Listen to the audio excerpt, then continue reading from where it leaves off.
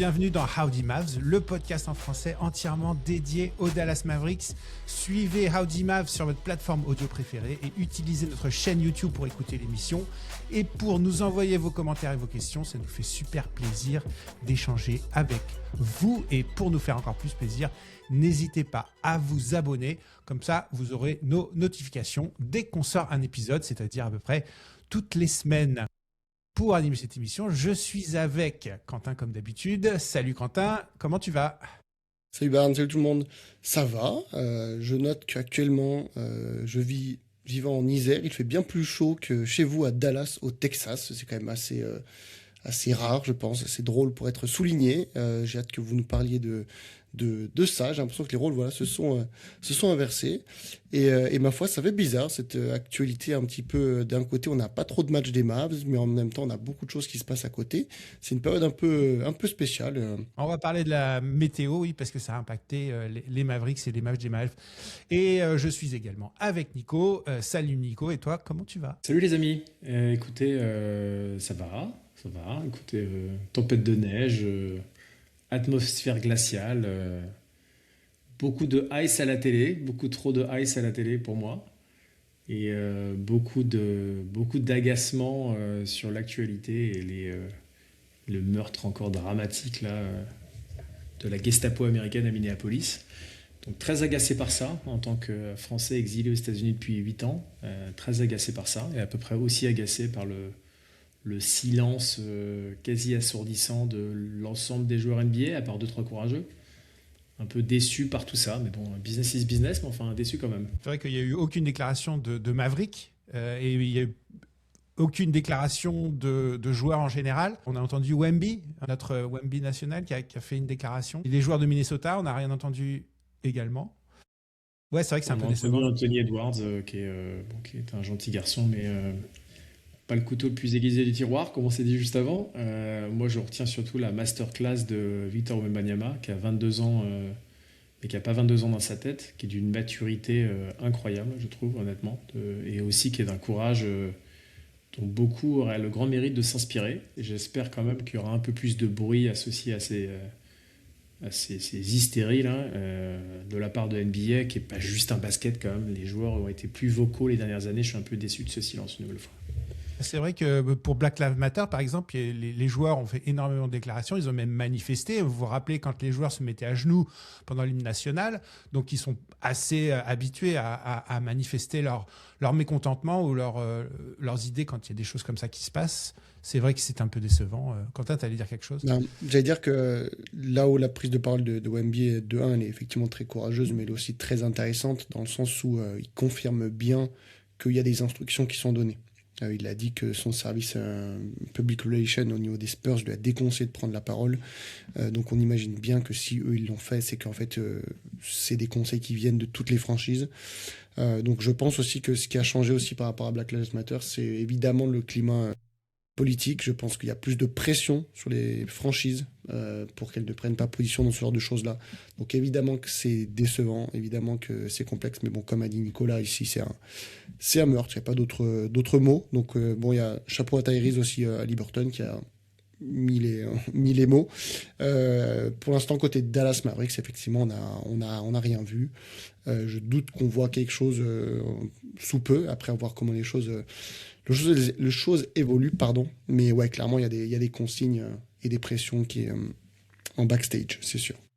Alors, comme tu disais, Nico, il y a de la ice dans l'actualité, mais nous, on a de la ice, c'est-à-dire de la glace dans notre jardin ou juste à l'extérieur de chez nous. Alors, qu'est-ce qui s'est passé là cette semaine ? Ça a annulé des matchs des Mavericks.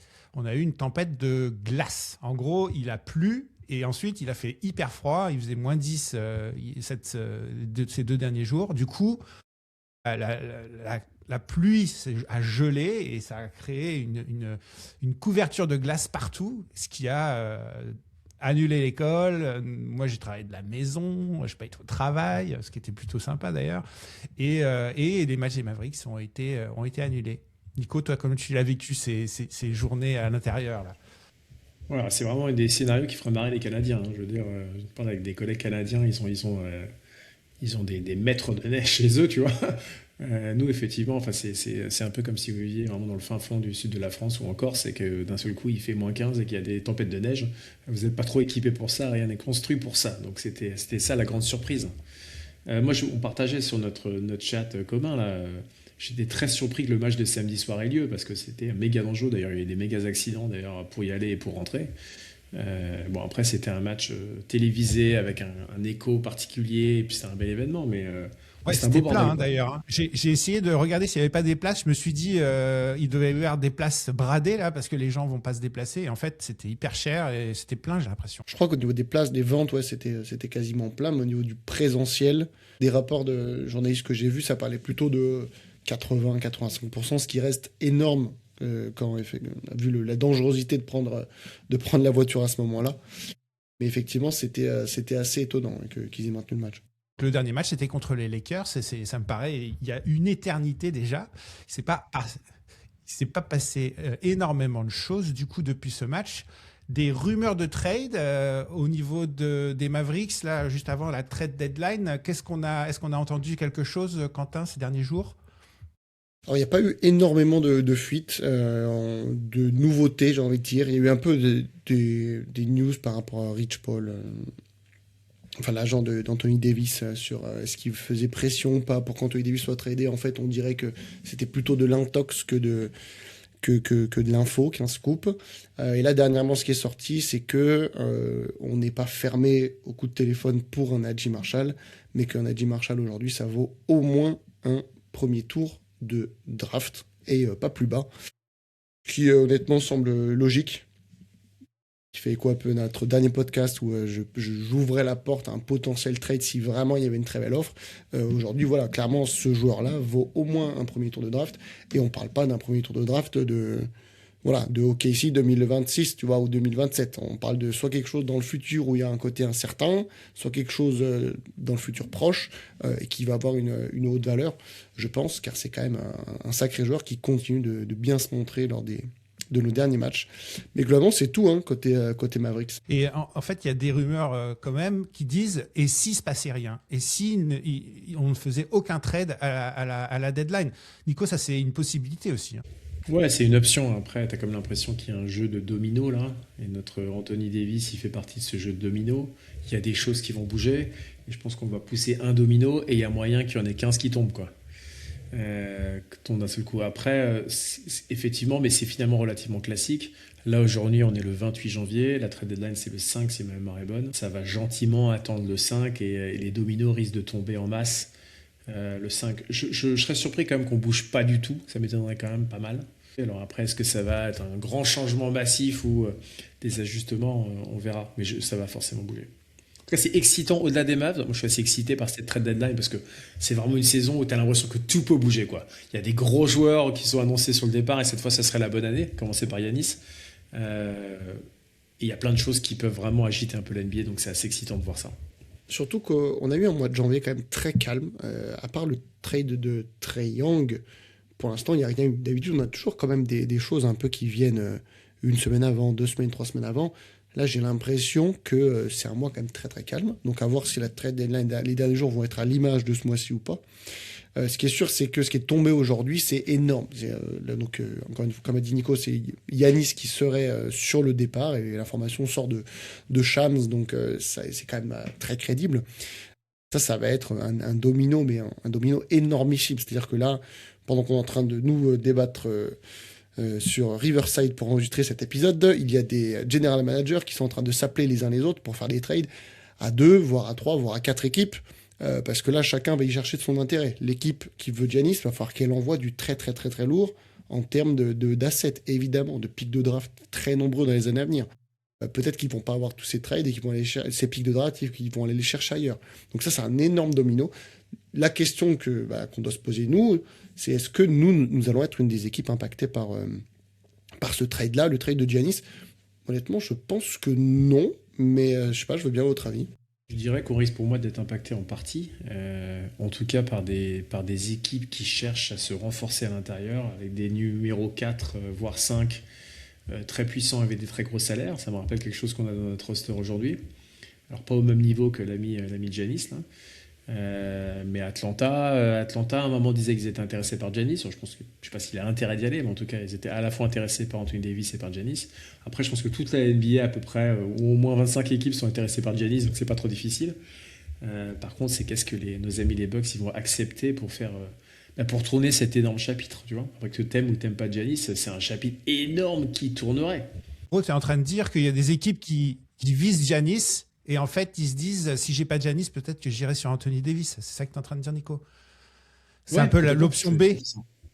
Que j'ai compris aussi, mais du coup, c'est peut-être pas une bonne chose pour nous, hein, parce qu'on passe d'équipes qui voyaient AD comme l'option A pour se renforcer à l'intérieur à clairement, évidemment, l'option B si tu as Yanis qui est disponible. Et ça, pour moi, c'est pas bon pour nous parce que ça fait que les équipes, pendant le temps qu'elles vont se concentrer sur Giannis Antetokounmpo, du temps va s'écouler et les offres vont être moins intéressantes sur Anthony Davis. Ce qui me fait dire que ça m'étonnerait pas que dans 8 jours, AD n'ait effectivement pas bougé de notre effectif, perso. Notre intérêt, c'est que Giannis il se fasse trade le plus tôt possible. Que tout le monde comprenne, ok, le plan est parti, est-ce que je prends le plan B en fait? Du coup, il y a deux choses tu vois, que je pense là avec ça. De un, est-ce qu'on va encore avoir, c'est sans fin, c'est une blague qui ne s'arrête jamais, est-ce qu'on va encore avoir un des meilleurs joueurs de la Ligue qui part de la Ligue 2 pour arriver dans la Ligue 1 et on va encore agrandir ce fossé entre les deux conférences? Est-ce que ça va arriver déjà? Donc j'espère pas. Il y a un gros joueur de l'Est qui va venir à l'Ouest.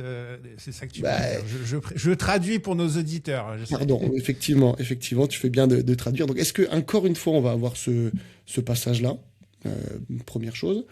Et deuxième chose que je note en tant que fan de Dallas et évidemment fan de Nowitzki et les 20 maillots derrière de Dirk Nowitzki, c'est que Giannis pour moi je le mettais un petit peu dans la case d'un Steph Curry ou d'un Lillard comme il a pu l'être à une époque, de joueurs auxquels j'avais un attachement aussi parce que c'est un joueur qui était très fidèle à sa franchise, qui avait fait toutes ses années avec, et j'espérais honnêtement qu'il fasse toute sa carrière avec. Et donc du coup, normalement, ça ne va pas être le cas, même si c'est pas lui qui demande le trade. Ça me permet de mettre une petite couche comme ça pour se rendre compte la chance qu'on a eu d'avoir Dirk Nowitzki, 21 ans dans une seule et même franchise, ça reste exceptionnel. Et dans tous les cas, je pense que les Bucks seront très très heureux du passage de Giannis chez eux. Il va se passer quelque chose dans les prochains jours, c'est que les Mavs vont retirer le maillot de Mark Aguirre.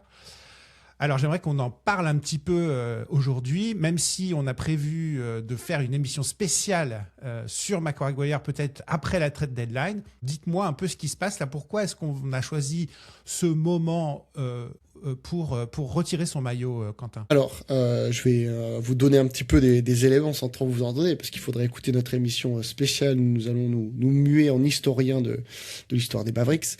Mais Mark Aguirre, ça a donc été le premier numéro 1 de draft de notre franchise. Un joueur qui était très important dans les années 80 à Dallas, qui a été pendant très longtemps le meilleur marqueur de la franchise, que ce soit en termes de nombre de points tout simplement, ou nombre de points par match. Et ensuite... l'histoire ne s'est malheureusement pas bien terminée. Il y a eu une sorte un divorce, on va le dire. Mark Aguirre est parti aux Detroit Pistons, à l'Est, où il a pu avoir des suites bien plus heureuses avec les Pistons. Et de ce divorce, en fait, est née une sorte de rancœur qui a eu beaucoup de mal à se régler. Et c'est pour ça que ce n'est que maintenant, en 2026, que son maillot va être retiré. Donc l'ami Aguirre est bien vieux aujourd'hui. Mais c'est mieux vaut tard que jamais. Et puis pour le reste, on vous racontera ça dans notre émission spéciale parce que c'est un joueur qui mérite clairement qu'on s'attarde sur sa belle carrière. Il a été nettement plus performant avec les Mavericks qu'avec les Pistons, hein, ceci dit, Quentin. Totalement, son prime. 25 points par match avec les Mavs. Il était quasiment en finale NBA, pas loin. Donc c'est vraiment normal que ce soit les Mavs qui retirent son maillot. Oui, non, mais son prime est clairement avec Dallas. Hein. Je parle plus d'un point de vue collectif et des achievements, mais dont nous parlerons dans l'émission en question. Voilà. Je dirais juste que le supporting cast n'était pas le même non plus. Exactement. Des Detroit Pistons des débuts des années 90. Il y a beaucoup à dire. Je vais m'arrêter là parce que vous n'allez pas écouter la fameuse émission qu'on doit préparer. D'ailleurs, on va bosser quand même hein, parce que 89, oui, c'était dans les années 80. Donc, On n'était pas tous exactement à fond derrière la NBA, tu vois. Voilà, on n'était pas Certains tous. plus que d'autres d'ailleurs, mais c'est une autre histoire. Il y en a qui n'étaient même pas nés. Je ne dirais pas qui. Bon, c'était un joli teaser là pour notre émission. Alors, le troisième sujet pour aujourd'hui, c'est ce match contre les Lakers, les gars. Quand les Lakers viennent jouer à Dallas, quand il y a le retour du roi Luka, on est obligé d'en parler. Est-ce que vous avez regardé ce match et qu'est-ce que vous en avez retenu? Le premier truc que j'ai retenu, moi, c'est que les fans, ils aiment toujours Luka. Ils lui ont vraiment montré pendant ce match. Il y avait même des panneaux pour lui dire de revenir à la maison. Donc les fans n'ont pas oublié, mais c'était beaucoup plus détendu que quand il y avait un certain Nico Harrison encore à la tête des Mavericks. Mais je dirais que les fans n'ont pas oublié Dallas, mais qu'il y a une forme de réciprocité aussi. Que Luka, il était bien content de rentrer à Dallas. Il a retrouvé sa jolie maison avec sa collection de bagnoles. Je vous invite à voir la collection de bagnoles qu'il a, c'est juste, c'est à peu près lunaire. Qu'il a bien pris soin d'avoir des invités dans les loges aussi, d'un peu des gens qu'il connaît. Enfin, il a fait un peu les relations publiques à Dallas. Donc c'était des deux côtés, il y avait une réciprocité de on est content de se retrouver. C'est cool, tout le monde était content de se retrouver. La grande question du coup qui nous anime quand tu as ça, c'est ok, c'était cool, c'était le temps d'un week-end, mais Lucas, tu rentres quand à la maison? Il y a un moment où en fait il y a moyen que tu rentres vraiment en fait. L'autre il s'est barré, si tu voulais retrouver ta place, nous on t'accueille, il n'y a pas de problème. Ouais, totalement. Donc le fait c'était plus la première fois, donc il n'y a pas eu de vidéo hommage qui avait été terrible à voir. Honnêtement, quand on l'a vu en larmes, c'était. Enfin, moi, je m'en souviendrai toute ma vie de ce moment-là parce que c'était des sentiments extrêmement forts, avec une tristesse énorme de le voir comme ça et une colère, mais infinie envers Nico Harrison de nous avoir retiré Luka comme ça. Là maintenant, il n'y a plus la vidéo hommage, mais effectivement, quand le speaker il l'annonce avec une voix tout aussi neutre que pour les autres joueurs, mais il y a quand même tout le stade évidemment qui fait beaucoup de bruit, les pancartes Come Home, qui doit être la miniature de cette émission, juste derrière les lancers francs qui font plaisir. Tu as mentionné, Nico, il a effectivement offert une loge à beaucoup de gens de Dallas, notamment il y a un tweetos très connu dans le monde Mavs US, Kirk Serious Face, qui a eu une place dans la loge avec son fils, qui est un fan immense de Luka. Donc, comme tu as dit, il a soigné son retour aux petits oignons. C'est sûr que ça lui fait trop plaisir. Et puis, il y a quelque chose qui est évidemment à noter. Je ne sais pas si vous avez vu, mais à la mi-temps, il s'est trompé de vestiaire. C'est une image, elle est géniale. En fait, les joueurs, ils partent évidemment chacun de leur côté. Et Luka, en fait, il est parti en direction du vestiaire des Mavs avant de se retourner et de faire « Ah, putain, c'est vrai, c'est pas par là. » Et voilà. Donc voilà, c'est super spécial en fait, de toute façon, de le voir revenir. Mais moi, ça me fait toujours aussi mal, par contre, de le voir avec un autre maillot que celui des Mavs, et je n'arrive pas à regarder les matchs des Lakers. Je prends aucun plaisir. J'ai toujours l'impression qu'ils nous l'ont volé, quoi. Alors qu'au final, c'est Nico Harrison, le trou de balle dans l'histoire. Mais donc voilà, match très spécial, et puis il nous a mis une pilule. Pas de surprise. Oui, j'allais dire, comme d'habitude, il nous met son 33 points, 11 passes et 8 rebonds. Et puis, encore une fois, les Lakers ont gagné. Pour l'instant, il me semble qu'il est invaincu contre Dallas, il me semble. 4-0, c'est ce qu'il est glissé à Mark Cuban aussi, ma mémoire est bonne, à la fin du match d'ailleurs, pour dire qu'ils les avaient encore gentiment tapés. Par contre, cette fois, c'est passé de pas grand-chose quand même, parce qu'on l'avait gentiment en main ce match dans le quatrième quart-temps. On l'a un peu, il nous a glissé des mains là, comme la savonnette là, parce que on avait vraiment moyen de gagner. On était quasiment à 5 victoires d'affilée, et on s'est un peu écroulé au moment où ça compte vraiment. Donc après, vous pouvez voir est-ce qu'on s'est écroulé volontairement ou pas volontairement. J'ai l'impression qu'on s'est plutôt écroulé involontairement, mais on l'avait quasiment ce match en main, et on était pas mal du tout. Une nouvelle fois avec une équipe bien diminuée, je nous ai trouvé plutôt bien. Moi, ma grande théorie sur Luka là, je vous ai partagé là, c'est je me demandais si Luka n'était pas le plus grand perdant finalement de ce trade. Dallas est très perdant, mais lui-même, franchement, les Lakers, ils m'ont pas impressionné. En fait, pour moi, déjà, il est perdant sur plusieurs points. Le premier, je l'avais dit dès le départ, c'est que rejoindre une franchise comme les Lakers, je pense que ça peut être une bonne chose si tu as été fan de l'équipe quand tu étais jeune ou quoi. Ce qui n'est pas le cas de Luka. Et il avait commencé à créer quelque chose d'unique à Dallas. Le fait qu'il ait fait cette saison de chevauchement avec Nowitzki, et que on a évidemment moins d'histoire que les Lakers, donc il avait tout pour devenir le numéro 1 all-time de l'histoire, avec Dirk même au-dessus évidemment. Le fait d'arriver aux Lakers où il ne sera dans tous les cas jamais le meilleur joueur de la franchise, il arrive, il a déjà fait 7 ans de sa carrière, etc.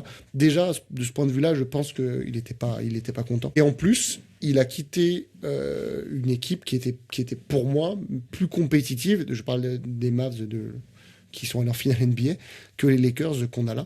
Et le futur, surtout ça que l'équipe, elle était taillée génial. pour lui. Et ils avaient mis 6 ans pour tailler l'équipe autour de lui. Bah ouais, Donc bah oui. c'était un process qui était arrivé à terme. Et là, on avait l'équipe parfaite pour être autour de Luka. Là, on a l'impression qu'avec les Lakers, il repart sur... là, ils vont être en reconstruction. Enfin, je veux dire, LeBron James, il va partir. Ça n'existe pas, la reconstruction pour les Los Angeles Lakers, il faut savoir. Ils Pas la passent des coups de reconstruction, mais téléphone, de reconstruire une équipe autour de Luka. Ouais, non, je comprends. Ouais, Je comprends t'inquiète, ce que tu veux dire. t'as à peu près t'as la moitié des joueurs NBA qui ont envie de jouer pour les Lakers, minimum. Donc on n'a pas exactement le même pouvoir d'attraction à la free agency que nos amis les Lakers. Le système d'impôt est le plus intéressant au Texas. Par contre, le climat californien, les vibes de Californie, Hollywood et tout le business qui va avec et la douceur de vivre californienne attire beaucoup de joueurs, plus le volume de joueurs qui viennent également de Californie et qui ont envie de rentrer à la maison. Ça n'empêche J'ai pas aucun doute que quand l'ami LeBron James, je ne sais pas quand est-ce qu'il prendra sa retraite, c'est l'année prochaine ou après, mais en tout cas, il va laisser une jolie enveloppe de salaire, il n'y a aucun problème, il y a un joueur qui va la prendre, hein. J'ai aucune inquiétude. Ça n'empêche qu'effectivement, il va falloir trouver ces joueurs et ça ne se fait pas d'un claquement de doigts. Quand tu as des équipes autour qui taffent depuis des années, je pense aux Nuggets ou au Thunder, tu ne peux pas rivaliser comme ça d'un coup sec. Donc, je vois honnêtement pas trop comment Luka, dans cette année, l'année prochaine, arrive à aller chercher un titre NBA avec les Lakers. Par contre, il va encore nous faire des saisons. Des saisons de folie en étant meilleur marqueur de la ligue, etc. Et à un moment, je pense, vont se poser les questions, si ça se trouve, elles se posent déjà, qu'on a eu avec Nowitzki, auquel je jouerais très fort, mais il va jamais réussir à remporter un titre. Donc bon, on verra, mais effectivement, je pense qu'il est aussi bien perdant dans l'histoire. Après, le plus gros perdant, je sais pas, Nico, parce qu'on s'est tellement fait douiller dans cette histoire que j'ai du mal à se dire que c'est pas nous Les plus fans, gros le plus gros perdant. Hein. Petit détail, parce que tu dis, on va forcément faire des moves. Je pense que notre front office, il a aussi beaucoup de pression parce qu'il sort de Nico Harrison. Les mecs, c'est des intérimaires. Ils n'ont pas envie de merder quand même. Et tu vois, avec cette pression, c'est possible qu'ils préfèrent dire, tu vois, pas de nouvelles, On va attendre bonne d'avoir nouvelle. un GM. Et on va éviter de faire un très gros move pour prendre des risques. Je dis pas qu'ils vont rien faire, mais je pense qu'ils vont éviter de prendre des risques comme Nico Harrison savait faire en bien comme en très très mal. Quand on verra après les intérimaires dont tu parles, il y a Michael Finlay qui est déjà dans l'organisation depuis des années et des années. C'est pas comme si il sortait de la déco le samedi matin pour aller prendre une mission d'intérim, tu vois. Il va pas ranger le surgelé chez Carrefour, hein. Bien d'accord. Il est déjà en place, il est connu et tout. Est-ce qu'il aura envie de faire un move? C'est à voir, mais enfin, on parle quand même pas de gens, ils sont pas à poil, je veux dire quoi. Non, ils sont clairement pas des noobs, des rookies, mais ça reste. Enfin, ils sont pas encore. Il n'est pas de general manager officiellement, tu vois, en termes de titre arrêté. Ouais, tout à fait. Et voilà, c'est juste ça que je dis, mais je pense que quand même, ils vont essayer de faire quelque chose, évidemment. Alors, juste un truc pour le truc qui a perdu Luka, accessoirement, sans être philanthrope, l'ami Luka, il a perdu genre 20 ou 30 millions de son contrat Supermax qu'il n'aura pas du coup. C'est quand même, il a déjà un certain nombre de voitures, tu vois, il pourra rajouter 2-3 voitures là dans sa baraque. Enfin, c'est quand même une petite somme, il aurait pu ne pas s'asseoir dessus, je pense qu'il aurait été content. Les gars, je voulais qu'on dise un mot sur ce match quand même, parce que vous en avez parlé, c'était assez serré au final à la fin. Les Mavs font un énorme troisième quart-temps où ils mettent 35 points et surtout ils gardent les Lakers à 14 points en troisième quart-temps. Donc c'est vraiment là où ils ont pris l'avantage et puis ils se sont un peu écroulés au quatrième. Mais là, j'aimerais qu'on parle un peu de cette triptyque. On a l'impression que pour les Mavs, il y a ce trio Flag, Christie, Marshall qu'on retrouve là match en match. D'ailleurs, les Mavs étaient sur 4 victoires de rang hein, avant cette défaite contre les Lakers. Donc, ce petit trio là de jeunes et moins jeunes, parce que Marshall a 27 ans, mais c'est quand même un bon signe là pour l'année prochaine, Quentin. On en reparle dans 8 jours pour l'année prochaine. Je pense quand même que les 3 joueurs vont rester, mais je mets pas ma main à couper sur Naji Marshall. On verra. Effectivement, c'est quand même sympa pour se dire qu'il y a une reconstruction rapide qui peut arriver avec ce genre de joueur. Je mets aussi Brandon Williams dans la balance qui peut apporter rapidement, des fois et très bien, notamment dans le troisième quart-temps où on a fait une perf de fou.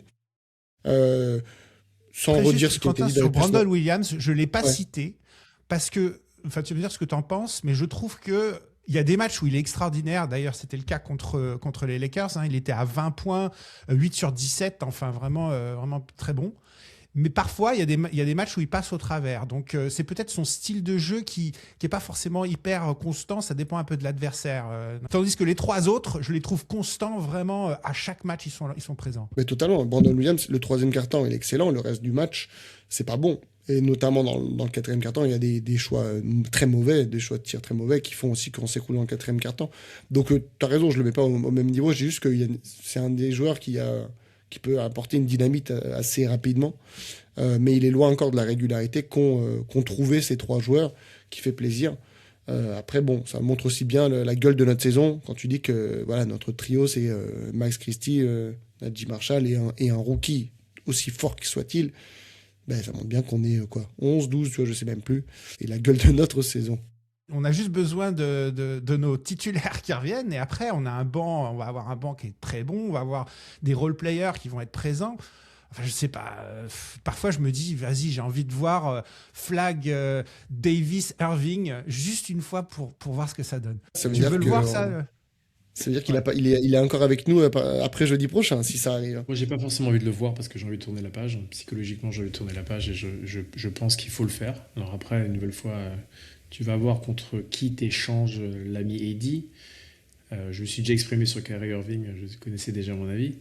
Je suis curieux de voir après, enfin toujours pareil en fait, c'est un peu le born au royaume des aveugles. Je kiffe Naji Marshall, que vous le savez, je pense que je dis le poumon droit des Mavs. Vraiment, je vois là, il est en pleine ascension. Je ferai la même question que pour Daniel Gafford, dont on n'était pas d'accord, Quentin. Il est où le plafond de Naji Marshall? Moi, j'ai l'impression que le plafond de Naji Marshall, il a encore de la marge, quoi. Qu'il est en train de repousser le plafond. Et que si effectivement il est loin d'atteindre son plafond et qu'il peut encore pousser plus haut, on a plutôt intérêt à le garder qu'à le lâcher maintenant, quoi. Je sais pas si la métaphore est la bonne, mais il me rappelle plus un peu Jalen Brunson, fin d'époque Mavs, en mode je monte en puissance très sérieusement et je pense que je peux répéter ça. Et dans ce cas-là, faut pas le lâcher en fait. Si on pense que là il est à donf, tu vois qu'il est même plutôt en déclinant comme l'ami Daniel Gafford, là c'est peut-être le bon moment. Quand tu as atteint ta valeur max, c'est le moment de lâcher tes assets. Nagy, je pense qu'il peut aller plus loin en fait. En tout cas, c'est l'impression qu'il donne. C'est peut-être ce que je souhaite aussi. C'est ce que je souhaite. Magnifique. Hein. Le parallèle avec Brunson n'est pas con parce que Brunson était vieux quand on l'a drafté, donc quand il part de Dallas, en fait, il a à peu près le même âge et personne ne pensait, même nous fans des Mavs, ne pensait que son plafond était aussi loin que ça quand il part de Dallas. Je parle. Le niveau qu'il a en partant de Dallas, personne ne pensait que le plafond, en fait, il était là, le plafond de Jalen Brunson, alors qu'on le suivait quand même. Cependant, je pense que il y a moins de marge pour Naji Marshall, mais je suis assez d'accord sur le fait que je pense qu'effectivement, le plafond n'a pas encore été trouvé. Et j'espère qu'il est loin. J'ai du mal à y croire. C'est pour ça que je ne suis pas fermé à l'idée d'un trade, parce que je pense qu'on n'est pas à la valeur max, mais on n'est pas non plus extrêmement loin pour Naji Marshall. Mais que ça soit clair, hein, je ne veux pas parler de trade tant qu'il n'y a pas une offre vraiment belle sur le papier, parce que sinon c'est vraiment un putain de joueur qu'on a envie de garder, qui fait du bien pour l'effectif et puis pour nos yeux de fans, rien que c'est layup et son envie. Je trouve que P.J. Washington est un peu en retrait en ce moment, donc il fait vraiment trop du bien à l'équipe. Donc, Ouais, d'ailleurs, c'est marrant parce que le timing est intéressant. Je trouve que les amis, à la fois Daniel Gafford et P.J. Washington, qui étaient arrivés au moment de la trade deadline il y a 2 ans maintenant, je sais pas comment c'est 2 ans. Ouais. Tous les deux, tu les sens un peu dans le gouffre. Enfin, dans le gouffre, je force peut-être un peu, mais en tout cas, loin d'être au sommet. L'ami PJ, il a un peu du mal à revenir. Il est pas du tout à fond dans son basket. Il y a plein d'histoires qui se passent dans sa vie, a priori. Mais du coup, ça pose des questions sur, tu vois, lui, est-ce que justement le plafond, il n'est pas passé? Et est-ce que c'est pas un mec qui peut représenter une valeur intéressante pour un certain nombre d'équipes? Tu vois, un joueur numéro 4, j'ai pas du tout envie de le voir là, avec les couleurs violet et doré, tu vois ce que je veux dire? Mhm. Mais c'est un joueur qui ferait beaucoup de bien à cette équipe, par exemple. Ouais. C'est vrai qu'il y a un peu un effondrement. Le fait que Gafford, tu vois, il soit même plus titulaire et qu'on fasse jouer Powell. Donc, pour moi, enfin, je l'avais déjà dit, c'est une sorte de tanking, ça, mais quand même, ça montre aussi à quel point on a été bien sur le déclin sur Daniel Gafford. Il y a un autre là où le déclin est confirmé. Enfin, qu'on le voit moins, c'est Ryan Nembhard qui joue quasiment plus. J'ai un peu de mal à comprendre qu'est-ce qu'on essaie de faire. parce qu'on savait que ça allait pas durer aussi longtemps que les bons épisodes qu'on a eu au début de saison, mais quand même de là ne quasiment plus le faire jouer, je sais pas trop. Je sais qu'on essaie de le transformer en contrat classique, mais je suis un peu déçu sur ce point-là. J'aurais aimé qu'on le garde un peu plus, tu vois, dans une logique, dans une continuité pour le faire jouer. Est-ce que c'est pas aussi, ça dépend de l'adversaire? J'ai l'impression que parfois il se repose plus sur Dan Emmard et puis parfois c'est plus Brandon Williams. Contre les Lakers, c'était Brandon Williams, mais Je dirais que Ryan Hubbard, il a un déficit physique. T'as raison dans ce que tu dis, Bern. Je pense que Ryan Hubbard, il a un déficit physique de toute façon face à toutes les équipes. Il n'y a pas une équipe, tu vois, où ça va être plus ou moins facile ou plus ou moins difficile pour lui. Je pense qu'il a un déficit physique dans tout. Je partage le constat que tu fais. Je suis un peu surpris, moi, qu'il sorte autant de la rotation, qu'il ait aussi peu de minutes. Enfin, il n'y a pas si longtemps que ça, il était meneur titulaire. On se félicitait de la qualité de son jeu de passe et la propreté de son jeu. Je comprends pourquoi Brandon Williams peut être meilleur en sortant du banc, mais je ne comprends pas cette forme de désaveu. Surtout que c'est pas comme si Dilo elle prenait des minutes, tu vois. Pas Dilo, Je mais comprends pas. celui qui prend des minutes, et du coup je pourrais comprendre cette théorie, c'est notamment Caleb Martin, qui est rentré dans le 5 de départ. Et du coup, la théorie comme quoi ça le fait jouer pour le faire prendre de la valeur, bon, je la trouve pas déconnante, tu vois. C'est un joueur, là, ça me ferait absolument rien qu'il parte à la trade deadline. Je sais pas contre quoi, contre qui, mais peut-être que c'est aussi pour ça. Je le ceci dit, mentionne. il a fait un bon match là contre Ah ouais? contre les Lakers, hein. Donc il a mis 17 points et il a bien performé. Défensivement, il est solide. Ça peut intéresser des équipes, hein. Non, il fait des matchs intéressants, donc je te dis, je pense que c'est clairement le joueur qui peut être dans des discussions de trade. Il a retrouvé des qualités Ouais, athlétiques, je trouve, quand même, hein. Moi, je le retrouve. Je savais déjà qu'il avait des qualités athlétiques, c'était très clair. Très maladroit au tir, mais là, il est beaucoup plus présent en attaque et beaucoup plus juste. Et puis, il a retrouvé vraiment beaucoup de qualités athlétiques. Je le trouve vraiment impressionnant athlétiquement, moi. On espère que d'autres general managers nous écoutent. Bon alors les gars, les matchs à venir là. Bon, à la maison encore. J'ai l'impression que les Mavs jouent seulement à la maison. Alors j'ai regardé, hein, on est à 26 matchs à la maison depuis le début de saison et 19 à l'extérieur. Et là, les prochains matchs, c'est à la maison contre Minnesota, contre Charlotte, à Houston, mais à la maison encore contre Boston et San Antonio. Donc là, on prend nos matchs à la maison et la fin de saison là va être énormément à l'extérieur. Non, mais ça confirme le fait qu'il faut tanker quand tu vois que toute la fin de saison, on va la faire à l'extérieur. Enfin, j'avoue que pour suivre les Mavs Cup depuis pas mal de temps, j'ai jamais vu un déficit aussi fort.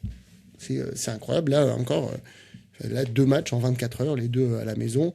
Je trouve le timing bizarre de mettre un retrait de maillot sur un deuxième match de back-to-back sur un petit adversaire comme ça. Bon, ma foi. Et qu'est-ce que vous attendez donc des matchs? Il faut tanker.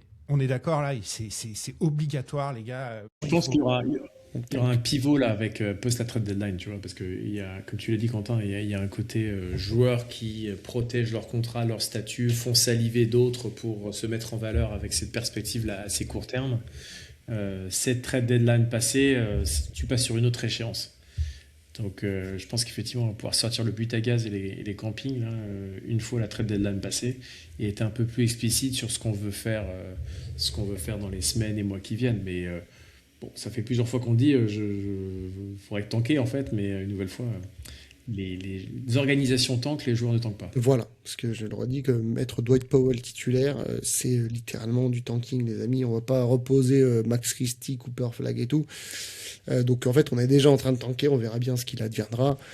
Moi, je veux juste parler d'un match qui va arriver dans 2-3 semaines, mine de rien. Ça va être le All-Star Weekend et on a appris que Cooper Flag serait au Rising Star. Donc évidemment qu'on savait que ça allait être le cas. Il n'y avait aucun débat là-dessus. Ça fait plaisir. Un autre truc, moi, qui m'a fait très plaisir, c'est hors Mavs, mais j'espère que ça concernera nos Mavs dans les années à venir.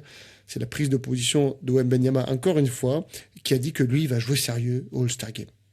Il va jouer sérieux et qu'il espère que s'il y en a qui se mettent à jouer sérieux, les autres vont se mettre à jouer sérieux. Et je ne demande que ça, que l'équipe, on rappelle le format aujourd'hui, c'est des équipes USA contre une équipe World. J'espère que l'équipe World va jouer sérieux, mais mon petit doigt me dit que Luka et Jokic, je les vois pas jouer sérieux parce que ça fait 5 ans qu'on les voit faire n'importe quoi. Je suis pas sûr. Il y a ce côté, J'espère me tromper. international contre américain, tu as cette fierté en fait. Tu as envie de montrer que le reste du monde est là et que c'est plus la même qu'il y a quelques années. Donc non, je pense que Luka, Jokic ou Wembanyama, ils vont le prendre sérieusement et ils vont vouloir gagner là. Je sais pas, moi honnêtement la dernière fois, je suis d'accord avec toi, la dernière fois honnêtement, les frérots Oui, la là, dernière fois, c'était Nicolas Luka n'importe et quoi. Nikola Jokic, c'était les frères Pétard ou c'était Dumb and Dumber, je sais pas, mais c'est un des deux trucs, tu vois, l'inspiration elle n'était pas à tirer tout le monde vers le haut en tout cas, hein. En fait, ça fait des années qu'ils font ça. Le truc qui est différent, c'est que Jokic et Lucas, c'est des joueurs majoritairement offensifs que défensifs, où MB fait les deux, voire un peu plus même défensif. Et en fait, au All-Star Game, quand tu es en attaque, que tu veux... Enfin, c'est plus difficile de jouer sérieux, je trouve qu'en défense. En défense, tu veux jouer sérieux, bah, tu joues sérieux très facilement. Et Wemby nous l'a montré l'an dernier, il a envoyé des gros contres. S'il commence à contrer des joueurs, tu vois, je pense que ça va en chauffer d'autres en face. Et vraiment, je ne demande que ça. En tout cas, l'équipe World sur le papier, elle va être exceptionnelle, hein, parce que Shai Gilgeous-Alexander, bien qu'il a tout d'un Américain dans son éducation, dans sa manière de grandir, etc., il est Canadien. Et Jokic, Luka, Wembanyama, je pense que Embiid va peut-être aller chercher une Yanis. place dans les remplaçants. Et Yanis, mais Yanis sera blessé, je pense. Donc je pense pas qu'il jouera. Mais sur le papier, s'il joue sérieusement, franchement, ça donne très très très envie de voir ça. En tout cas j'espère quand même parce qu'on a atteint des gouffres du gouffre sur les derniers All-Star Games là, on pourra faire que mieux, enfin je vois pas comment on peut faire plus bas honnêtement, on est tombé déjà tellement bas. Qu'on dit cette phrase depuis plusieurs années. Comme le concours de dunk. Donc bon, on verra. En tout cas, il y aura Cooper Flag au Rising Star, ça c'est cool. Nembhard n'y est pas, c'est logique. Et on devrait aussi retrouver Cooper Flag l'an prochain, parce qu'on rappelle que ce sont les rookies et les sophomores. Ouais, j'ai juste une petite déception, c'est que j'aurais bien aimé voir Max Christie au concours des 3 points. C'est pas terminé encore. On n'a pas encore la liste des invités. Ils font toujours un petit peu. Ils envoient leur demande d'abord, évidemment, à des Stephen Curry, tu vois, à des joueurs comme ça. Et puis après, en fonction des oui ou des non, ils vont chercher tel ou tel joueur en fonction des pourcentages à 3 points. Max Christie est totalement le genre de joueur qui pourrait recevoir une invitation au concours à 3 points. Métaphore que tout à l'heure, tu vois, c'est un bon plan B. Tu vois, Christie, parce que Steph Curry va probablement pas le faire. Christie sera le plan B, sera le Anthony Davis de Giannis, tu vois. Ouais. C'est un bon plan B qui, en fait, sur le papier, serait un plan A, vu ses réussites à 3 points dans la saison actuelle. Nous, ça serait un plan A, en tout cas. Bon, les gars, je vous remercie pour l'émission. On se dit à la prochaine fois. Alors, la prochaine fois, c'est la trade deadline, les gars, hein. Donc, ça va chauffer. On va décider ensemble quand est-ce qu'on enregistre le prochain. Mais ça sera autour de la trade deadline qui est la semaine prochaine. Jeudi prochain, et puis on n'est pas à l'abri d'un podcast en urgence, hein, de s'envoyer un message, les gars, là, il faut enregistrer tout de suite, vous arrêtez tout ce que vous êtes en train de faire, parce qu'évidemment que s'il se passe un gros truc, on vous enregistrera quelque chose le plus rapidement possible. Évidemment, c'est difficilement, des fois dur avec les fuseaux horaires, mais on fera tout notre possible pour vous donner de l'actu hyper frais. Supplémentaire de s'abonner sur YouTube et d'activer les notifications. Tu vois, vous ratiez pas ça quand même, faut pas déconner. Ok les gars, je vous remercie et on se dit à la prochaine. Ciao. Salut tout le monde.